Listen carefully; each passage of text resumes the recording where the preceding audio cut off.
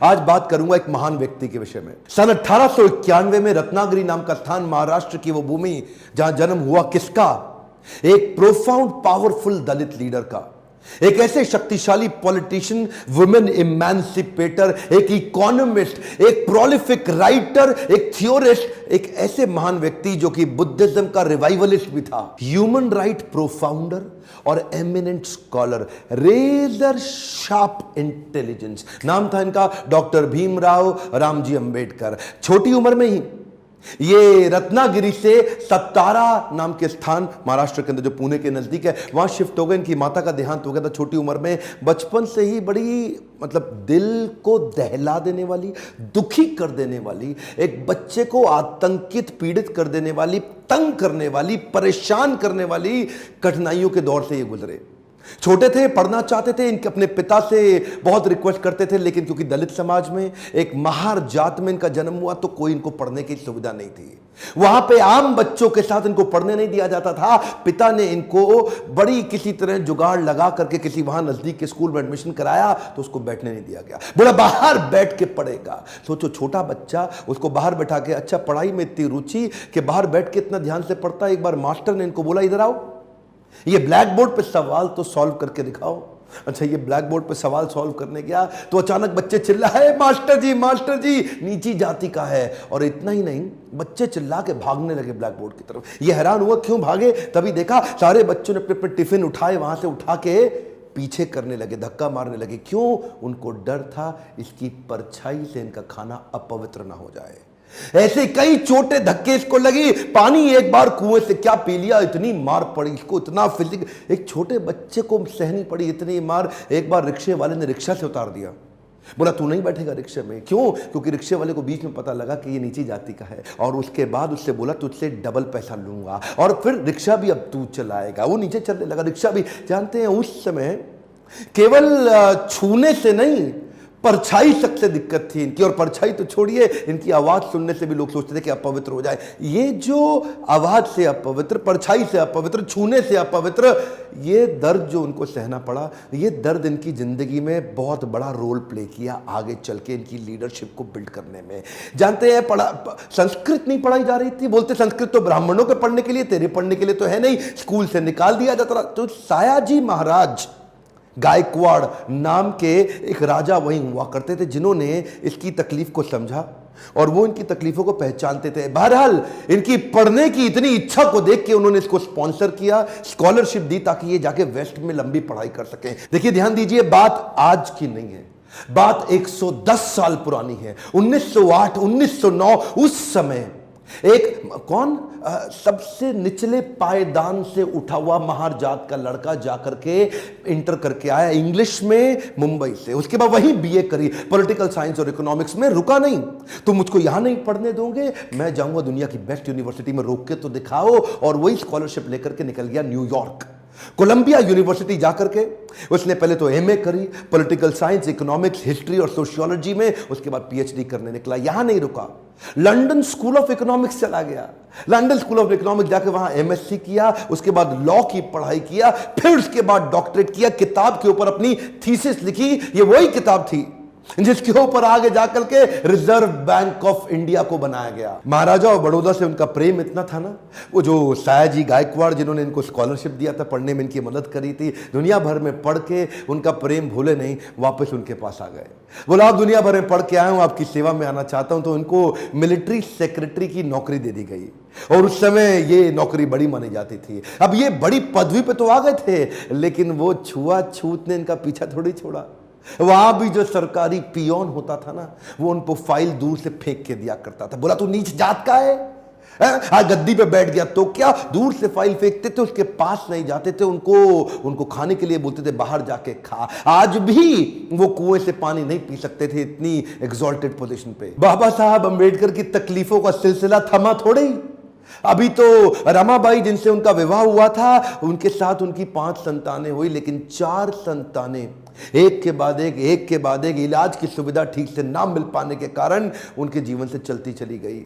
4 बच्चों का देहांत हुआ, 1 बच्चा बचा, लेकिन पत्नी भी आगे चल के लंबा साथ नहीं दे पाई, वो भी लंबी बीमारी के चलते उनका भी देहांत हो गया। बाबा साहब अंबेडकर जो अब इस समय कोई भी आदमी टूट सकता था, जिसका अपना स्वाभिमान ही खत्म हो जाए। लेकिन ये क्या किए, ये साथ साथ अपने देश के लिए लड़ते रहे और घर की तकलीफों से अपने आप को रुकने नहीं दिया, सत्याग्रह पे निकल गए। 1927 के इस महान सत्याग्रह में ये जिद पे अड़ गए कि सब दलितों को कुएं से पानी पीने का अधिकार दिला के रहूंगा। सार्वजनिक स्थान है, किसी का प्राइवेट नहीं है, जो सरकारी स्थान है वहां पे एक इंसान दूसरे के साथ पानी क्यों ना पी सके। देखिए गलत तो एक्चुअली हो रहा था। जो दलित औरतें थी ना, उनको साड़ी भी पहनने का, पांव को ढक के उठा के साड़ी पहननी पड़ती थी। इन्होंने पहली बार अधिकार दिलाया पूरी नीचे तक, आम औरतों की तरह पांव को ढक के साड़ी पहनने का अधिकार। उसके बाद बोले कम्युनल इलेक्टोरेट की मांग कर दी इन्होंने। कम्युनल इलेक्टोरेट में ये चाहते थे कि कम्युनिटी के आधार पे हमारी वोटिंग की सुविधा अलग हो। उसमें थोड़ा गांधी जी अड़ गए, क्योंकि गांधी जी जानते थे कि ये अंग्रेज लोग मिल करके हमारी सारी जातियों को तोड़ के अलग कराना चाहते। गांधी जी ने इनको समझाया। देखो क्या बोले अंबेडकर जी, मैं आपको रिजर्वेशन दिला दूंगा, मैं आपको बाकी सब मदद करूंगा, सब करूंगा, लेकिन अलग नहीं करते। अब जातियों के आधार पर अगर देश को अलग किया तो मुझे स्वतंत्रता नहीं मिल पाएगी, मैं अंग्रेजों से लड़ नहीं पाऊंगा, मेरे साथ खड़े होकर मेरी ताकत बनो। वो जब अंबेडकर नहीं माने तो गांधी जी ने फिर उनको रिक्वेस्ट की और उसके बाद अनशन पे बैठ गए गांधी जी। बहरहाल अंबेडकर उस समय उनके सामने बड़ी दुविधा आ गई।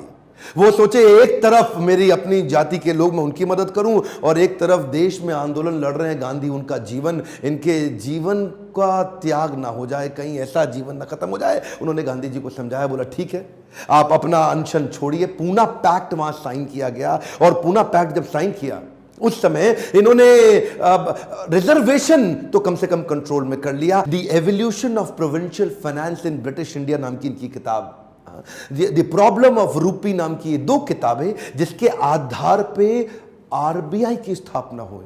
मैं दोबारा बोल दूं क्या, इन्होंने जो किताबें लिखी उसके आधार पे आरबीआई की स्थापना करी गई। कैन यू इमेजिन, भारत के सबसे निचले पायदान से आया एक यंग लड़का जिसकी कोई मदद करने वाला नहीं, आज उसकी बुद्धि पे आधारित हमारे कॉन्स्टिट्यूशन की स्थापना भी की जाएगी। इनकी ज्ञान, बुद्धि और कौशल का लोहा इंडियन लीडर्स और ब्रिटिश लीडर्स दोनों मानते थे। 1947 में भारत आजाद हुआ और गांधी जी के पास नेहरू अपनी पूरी कैबिनेट की लिस्ट लेकर के आए।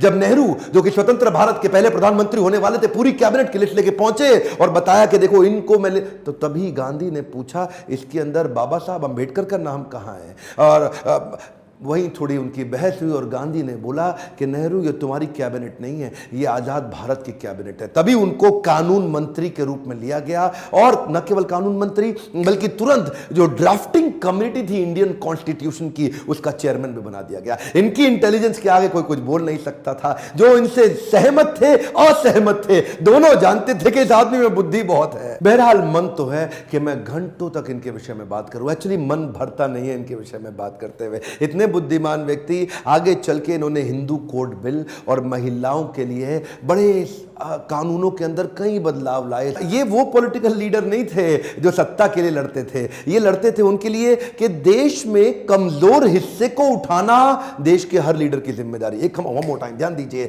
चाहे वो महिलाएं हो, चाहे वो जाति धर्म के आधार पे हो, कमजोर हिस्से को आगे बढ़ाना, सपोर्ट करना, तभी देश आगे चलेगा। खुशहाली आएगी तो फायदा सबका होगा। कम ऑन ध्यान दीजिए, पूरे देश में खुशहाली आएगी तभी फायदा सबका होगा। इनकी भाषा में, इनके भाषण में, इनकी चर्चा में, इनके आचरण में, इनकी किताबों में और ड्राफ्टिंग कमेटी में चेयरमैन होते वक्त कॉन्स्टिट्यूशन को लिखने में सहनशीलता लगातार दिखती रही। अहिंसा परमो धर्म, बौद्ध धर्म को अपनाने लगे।